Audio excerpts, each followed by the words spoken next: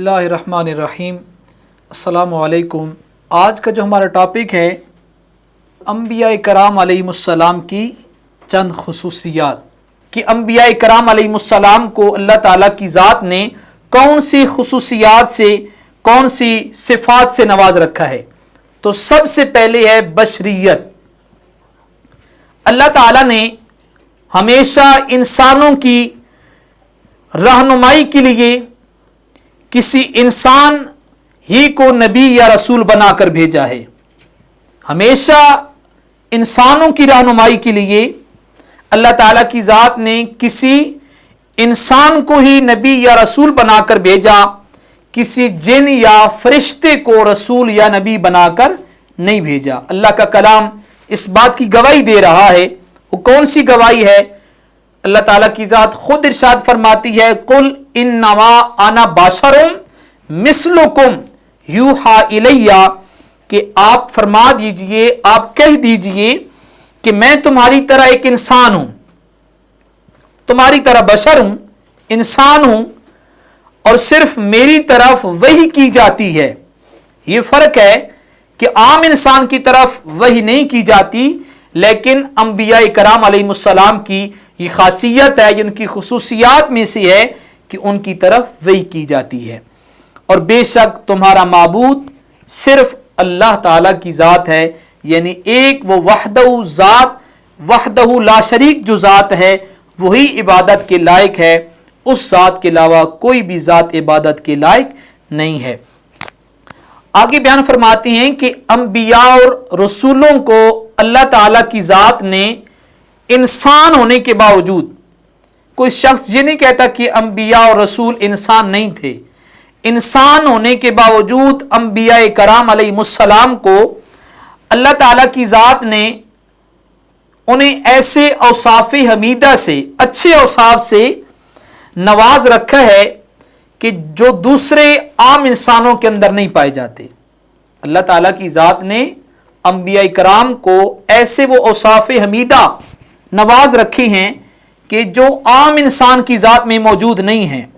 इसीलिए मुफस्सिरीन फरमाते हैं कि अंबिया कराम अलैहिमुस्सलाम को हमें किस तरह पुकारना चाहिए, किस तरह उनकी ज़ात को बोलना चाहिए। फरमाया लिहाजा हमें अंबिया कराम अलैहिमुस्सलाम को आम बशर के बजाय, आम इंसान के बजाय किस तरह बोलना चाहिए। फरमाया हमें अंबिया कराम अलैहिमुस्सलाम को आम बशर के बजाय खैरुल बशर, सय्यदुल बशर और अफजलुल बशर बोलना चाहिए। खैरुल बशर का माना बशरियत में, इंसानों में सबसे अच्छा, बेहतर। सय्यदुल बशर इसका माना है तमाम इंसानों का सरदार। अफजलुल बशर इसका माना है तमाम इंसानों में जो अफजल ज़ात है वो अंबिया कराम अलैहिमुस्सलाम की ज़ात है। तो ये सबसे पहला पॉइंट हमारा था, बशरियत, यानी तमाम अंबिया कराम अलैहिमुस्सलाम जो अल्लाह ताला का पैगाम अल्लाह ताला के बंदों तक पहुंचाने के लिए इस दुनिया के अंदर आए, वो सारे के सारे इंसान थे। दूसरा पॉइंट है हमारा वहबी। वहबी से क्या मुराद है?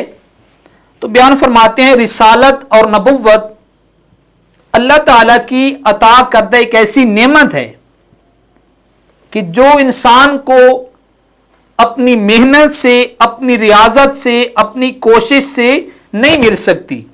ये अल्लाह करीम का फजल है। तो बयान फरमाते हैं रिसालत और नबुव्वत अल्लाह ताला की अता करदा एक ऐसी नेमत है कि जो मेहनत और रियाजत से हासिल नहीं हो सकती। फरमाने खुदाबंदी है। अल्लाह ताला की ज़ात खुद इरशाद फरमाती है, अल्लाहु आलमु हैसु यजअलु रिसालता। अल्लाह ताला की ज़ात खूब इल्म रखती है, खूब जानती है कि उसने ये मनसब नबुव्वत किसको अता करना है। अल्लाह की ज़ात ने ये जो नबुव्वत वाला मकाम है किसको अता करना है। और आगे अल्लाह ताला की ज़ात खुद इरशाद फरमाती है, ज़ालिका फ़द्लुल्लाहि युअतीहि मन यशा। ये तो अल्लाह करीम का फजल है। अल्लाह की ज़ात जिसको चाहे ये फजल अता कर दे, उस पे ये फजल कर दे। یہ انسان کو اپنی محنت سے، اپنی ریاضت سے حاصل نہیں ہو سکتا۔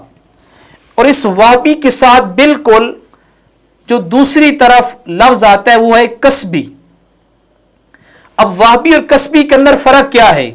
وہبی اور کسبی کے اندر فرق یہ ہے کہ کسب کا معنی ہے کمانا، محنت کرنا، جیسے ہم کسب حلال کا لفظ بولتے ہیں کہ حلال کمانا، تو یہاں پر کسب سے کیا مراد ہے؟ محنت کرنا، مشقت کرنا۔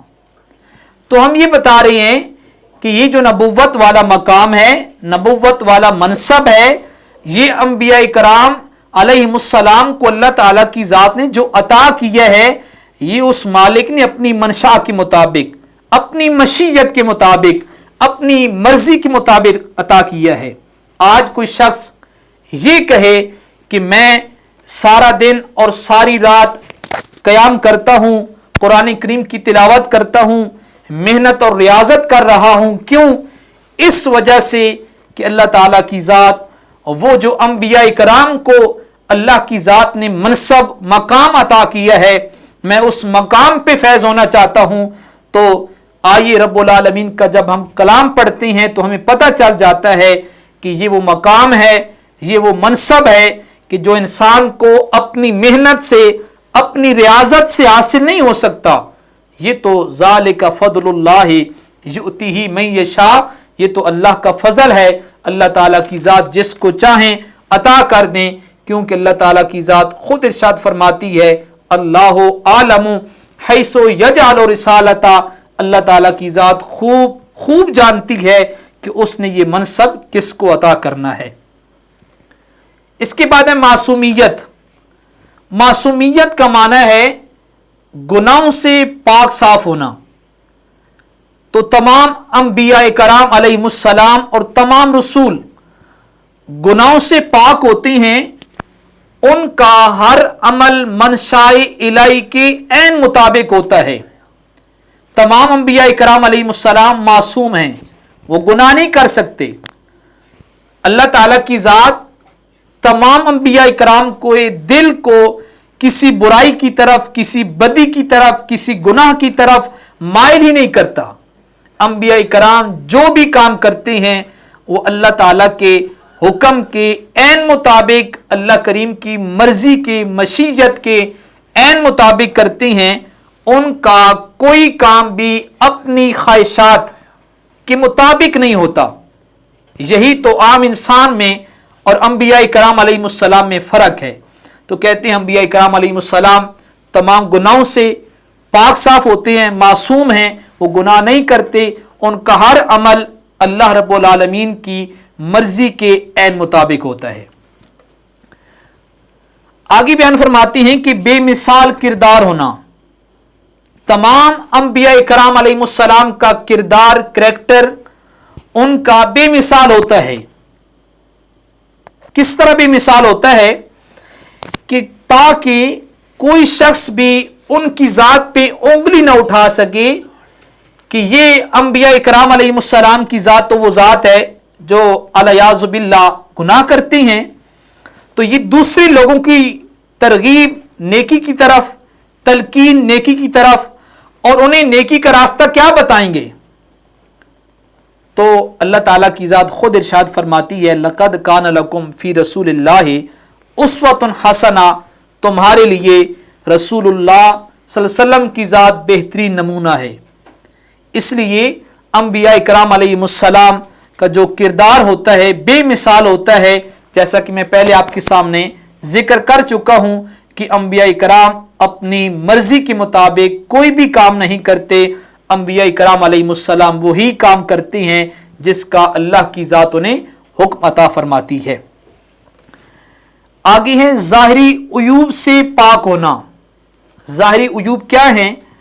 کہ انبیاء کرام علیہ السلام تمام کے تمام ظاہری عیوب سے پاک صاف ہیں۔ کسی نبی یا رسول میں کوئی ایسی ظاہری عیب یا نقص نہیں ہوتا کہ جس کی وجہ سے بندگان خدا کے دلوں میں अंबिया कराम के बारे में नफरत आ जाए। वो बयान करते हैं वो कौन से ऐब हैं। एक का वो जिक्र करते हैं कि बरस है और दूसरा है जुज़ाम। बरस का माना होता है कि जो इंसान के जिस्म पे वाइट से सफ़ेद दाग बन जाते हैं उनको बरस बोला जाता है। और जुज़ाम से मुराद है कि इंसान के जिस्म पे खारिश का हो जाना, खारिश ज़दा हो जाना। तो तमाम के तमाम अंबिया इकराम अलैहिमुस्सलाम इस तरह के तमाम ज़हरी उयूब से पाक साफ। अल्लाह की ज़ात ने अंबिया इकराम और रसूलों की ज़ात में कोई ऐसा ऐब नहीं रखा कि जिसकी वजह से बंदगाने खुदा के दिलों में नफरत आ जाए कि अंबिया इकराम दूसरे लोगों को कैसे अच्छी तलकीन कर सकेंगे, जिनके अपनी ज़ात में इतने ऐब पाए जाते हैं। तो आज के हमारे ये अंबिया इकराम अलैहिमुस्सलाम की जो खुसूसियात थी उनके मेन पॉइंट्स यही हैं। सबसे पहले है बशरियत के तमाम अंबिया इकराम अलैहिमुस्सलाम इंसान ही थे कि जिन्होंने आकर लोगों की इस्लाह की, लोगों को सिरात मुस्तकीम पर चलने की तलकीन की। और उसके बाद है वह भी ये रिसालत का जो मनसब है, जो मकाम है, इंसान को अपनी मेहनत से, अपनी रियाजत से हासिल नहीं होता, बल्कि ये तो अल्लाह का फजल है, ये तो अल्लाह का करम है। अल्लाह ताला की ज़ात जिसको चाहती है ये मकाम अता करती है। और उसके बाद है मासूमियत कि अंबिया इकराम अलैहिमुस्सलाम सारे के सारे गुनाहों से पाक साफ होते हैं। उनका कोई भी अमल उनकी अपनी मर्जी के ऐन मुताबिक नहीं होता, बल्कि वो हर काम अल्लाह ताला की मर्जी के ऐन मुताबिक करते हैं। और आगे है बेमिसाल किरदार। तमाम अंबिया इकराम अलैहिमुस्सलाम का जो किरदार होता है बेमिसाल होता है। कोई भी शख्स अंबिया इकराम की ज़ात पे उंगली नहीं उठा सकता। और आखिर में ज़हरी उयूब से पाक होना। तमाम के तमाम अंबिया ज़हरी उयूब से पाक हैं। ये आज का हमारा टॉपिक था, अंबिया इकराम अलैहिमुस्सलाम की खुसूसियात, रिसालत और उसका मफ़हूम। तो इंशाअल्लाह आने वाले लेक्चर के अंदर हम रिसालत मुहम्मदी सल्लल्लाहु अलैहि वसल्लम की खुसूसियात का भी तफसील ज़िक्र करेंगे। वस्सलामु अलैकुम।